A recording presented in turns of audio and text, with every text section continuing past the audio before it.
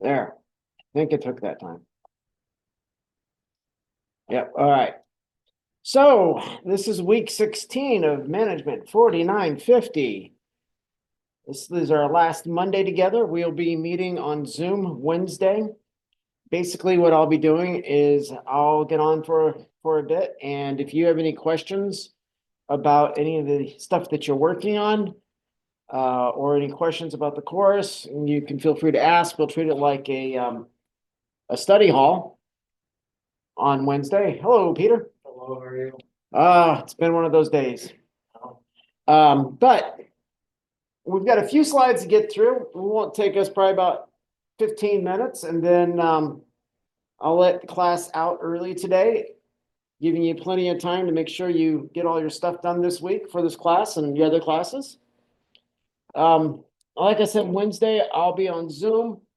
If you have any questions or anything about what you're working on or about the course, you go ahead and log in. I'll be there for about 20 minutes, unless people show up, and then I'll stay as long as I'm needed.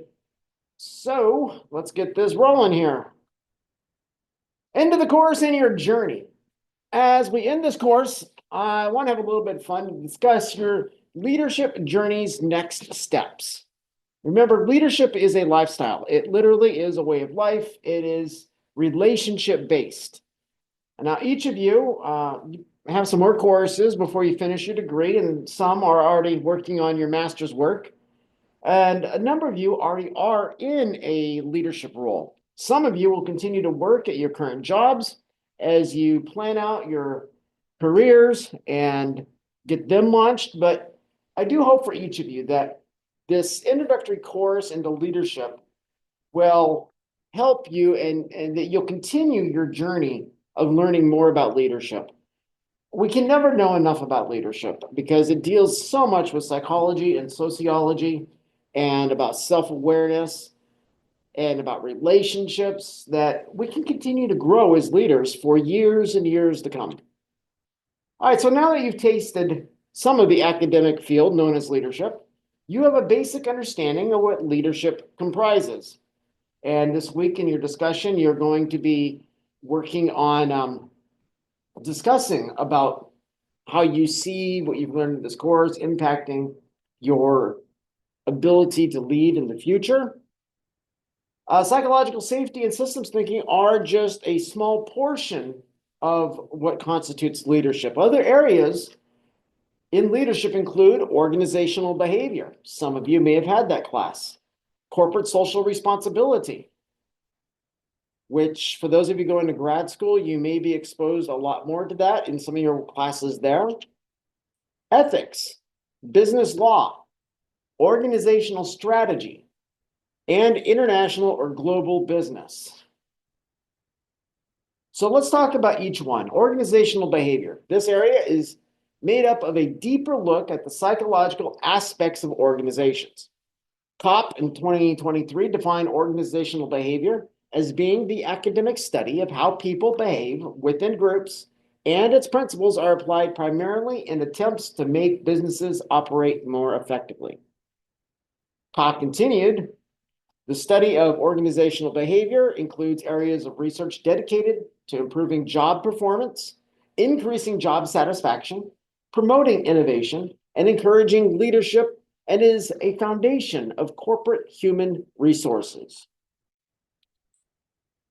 So there's a little fun fact here, and that's the Hawthorne effect. And it is known for its use in studying organizational behavior. The Hawthorne effect describes how test subjects' behavior may change when they know they are being observed. So here are the various processes that need to be considered, and the interconnectedness between elements or nodes, remember the people, policies, what we've been talking about this semester, need to be more fully explored. We did talk about motivational theories in this course briefly. However, that Hawthorne effect, it does alter the results. And so the data that you do find, remember that since people need to have what's called informed consent, they need to give informed consent before they participate in a research study. A lot of the data that you glean in these data sets and by conducting research will be skewed. And you've got to take that in consideration. And you do that by trying to select a wide enough and deep enough participant pool. So motivation, let's talk a little bit more about that. We have intrinsic and extrinsic motivation. Intrinsic motivation basically refers to a person's ability to self-motivate. So why would each employee show up for work each day? Why do they do the work that they do? For a lot of people, expectancy theory is applied, and that is the expectation of the paycheck that they're going to receive for that work. Now, there are a number of different motivational theories out there. Expectancy theory is really one of the ones I've seen applied most. Do you have a question, Peter? For others, social justice is a motivating force for what they do. And for that, there's the equity/justice theory. And yet for others, the purpose of the job motivates them. And there you find Herzberg's motivator hygiene theory. And lastly, some employees are motivated by meeting their needs, which falls directly under the self-determination theory. So right there, we can't lump all of our employees, all of our team members cannot be lumped under one generalized reason for their motivation. As leaders, we need to try to understand why our team members do what they do. Intrinsic motivation, that has to deal with areas such as competency, autonomy, and relatedness. These are things that are deep inside of the individual.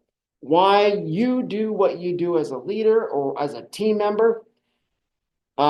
This is where we find the autonomy that Clark talked about. Autonomy is given to the employees that earn it, and that can motivate a lot of people to do even more work and even better work. Now let's turn our attention to corporate social responsibility. Lawrence and Weber stated that corporate social responsibility, CSR, means that a corporation should act in a way that enhances society and its inhabitants and be held accountable for any of its actions that affect people, their communities, and their environment.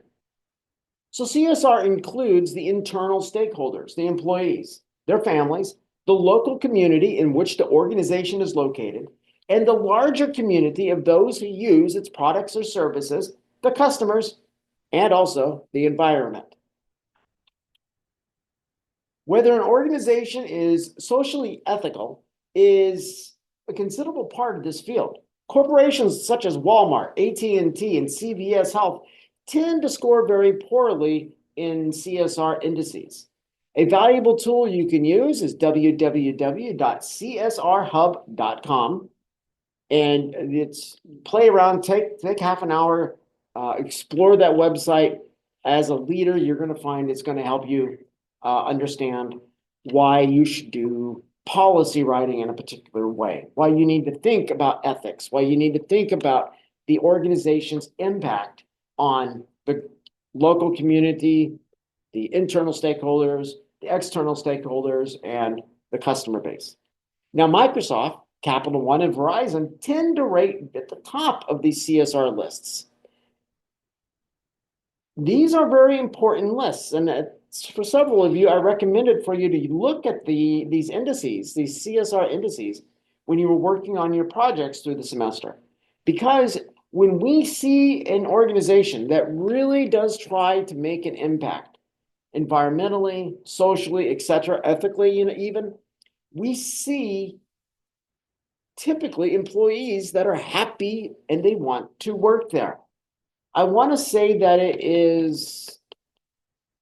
was Whole Foods, and I think they might have slipped down a little bit, but Whole Foods used to be, if I'm not mistaken, an organization that people liked working at. They really enjoyed working there. They felt that they were treated fairly and equitably.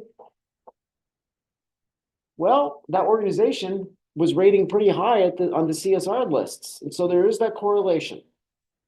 Now let's look at ethics. While CSR is a component of business ethics, Lawrence and Weber stated that business ethics is the application of general ethical ideas to business behavior. So ethics in general is a conception of right and wrong conduct. An organization's adherence to the law is a primary consideration, along with reducing the harm caused by the company, living up to the stakeholders' expectations, and promoting morality. Now, morality is actually subjective. Depending on what part of the world you're in, different aspects of morality are considered more valuable than others.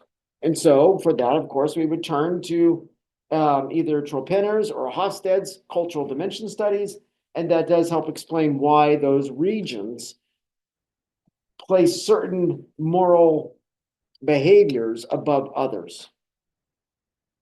The promotion of morality in this case is not forcing individuals to meet the demands of a particular religion. Instead, it is the organization's existing in a manner conducive to right and wrong in a general social sense. By adhering to business ethics, an organization can actually increase its profit margin. Now, business law. Business law consists of the enforceable rules of conduct that govern commercial relationships. And there's a few things we're going to cover that cover specific business laws. The U.S. Constitution is one. Legislative statutes. Under that, you find the Uniform Commercial Code, the UCC. If you have not already been exposed to the UCC and you're going to grad school, you will be shortly. I'm very confident of that. Case law, administrative law, various treaties. Now, let's take a little tangent here with treaties. If we think about something like NAFTA or the any of the trade agreements, they're regional. And there are a multitude of reasons for these, but one, yes, is for trade, commerce, etc. Also, there's a military aspect, but it helps us stabilize out a region. It helps bring a nation that has a stronger currency into that region to help stabilize the overall economy. Now, we also have executive orders, which are signed by presidents. Now, not everyone impacts business law, but some have and some will in the future. And of course, schools of legal interpretation. The UCC, this includes state laws and other regulations affecting commerce, such as bank deposits and collections, title documents, and warranties. Business law also covers contracts. And so under business law, you'll learn a lot about contract law and about agency and about a lot of those neat little things. We turn our attention to organizational strategy. Organizational strategy is a study that deals with the general structure of an organization and change management. Deffenbacher in 2022 wrote, organizational strategy lies at the intersection of a business's goals and its structure.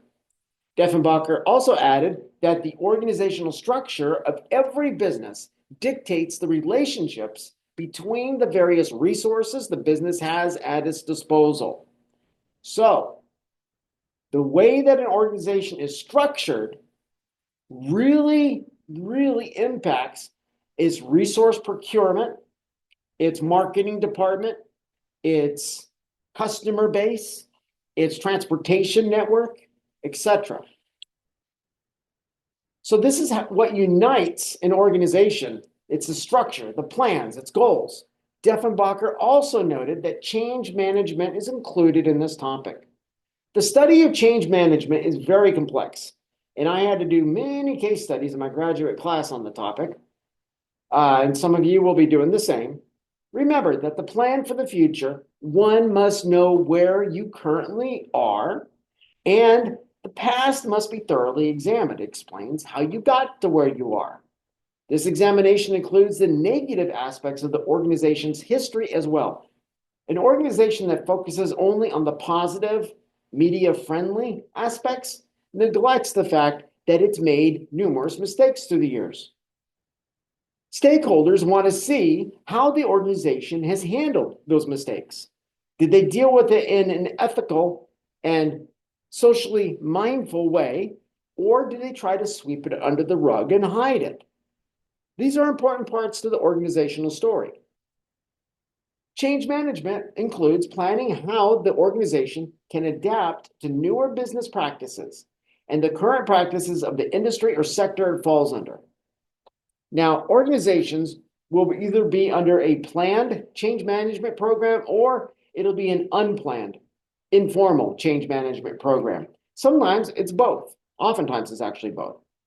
An organization will plan to make changes and they'll map out how to do it, but then something will arise and uncertainty will happen. And that uncertainty then is a driving force to that informal or unplanned change management. International business. When studying international business, it is essential to understand the idea of globalization. Brian Satterley in 2018 described globalization as explaining that the phenomenon that the globalization of a product or service is more likely to succeed when the product or service is adapted specifically to each locality or culture to which it's marketed. Meaning, the way that you market, package, or promote a product in England may be completely different than the way you do so in South America or the Middle East or an Asian nation. You got to be culturally sensitive because sometimes things will be offensive to a culture, but not to another. And that has to be taken into account. Brian Satterley also pointed out that globalization requires transparency.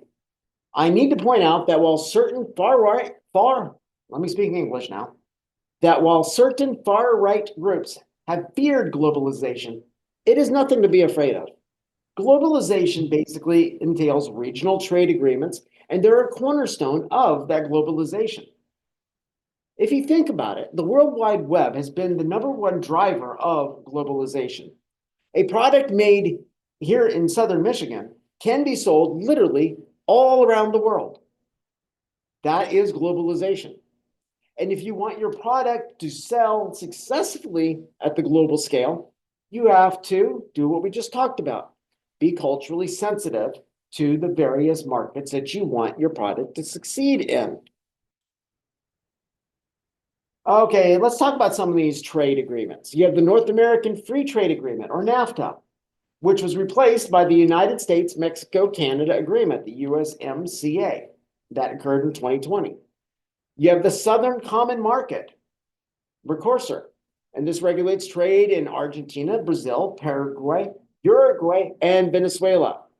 And that was suspended due to political issues for a time period. I'm not sure if it's back up and running or not yet. And then, of course, one of the most widely known trade agreements is, of course, the European Union, the EU. I have some advice for you. If you continue your education and leadership, which of course I'm going to encourage, given that it is one of my specialties, I would always encourage that. You will have the opportunity, should I say, to delve deeper into these topics and concepts. Even if you don't continue your education, take time to read articles, whether they're scholarly or industry, meaning something like Forbes or any of the industry magazines out there. Take time to read about these. Know what the current thought is. Know where the debate lies. Know the different arguments, because it's going to help you as you go into job interviews. It's going to help you as you lead others. And of course, after this class is finished, you can feel free to still contact me if you've got questions, if you need me to point you in a direction, or I'm on LinkedIn. You have my email. So with that, our lecture today is concluded. Are there any questions? Okay. Well, if you do have any questions, for those of you who are watching this later, feel free to email me. Other than that, I'm giving you the rest of the day. And of course, during the next class, I'll be on Zoom for a good 20 minutes or so, just to see if anybody needs to check in with me and ask questions or talk through something. But other than that, I want you to make sure you take plenty of time. Most of you have already submitted your papers. I'll be grading those this week. I know that as the semester wraps up, you've got a lot of stuff going on in other classes. So I don't want to be babbling for no reason. We've already completed the material in this course. So my part outside of grading is pretty much done. So I wish you the best. I've enjoyed teaching this course. It's one of my favorite classes to teach. And everybody, please have a great day and week.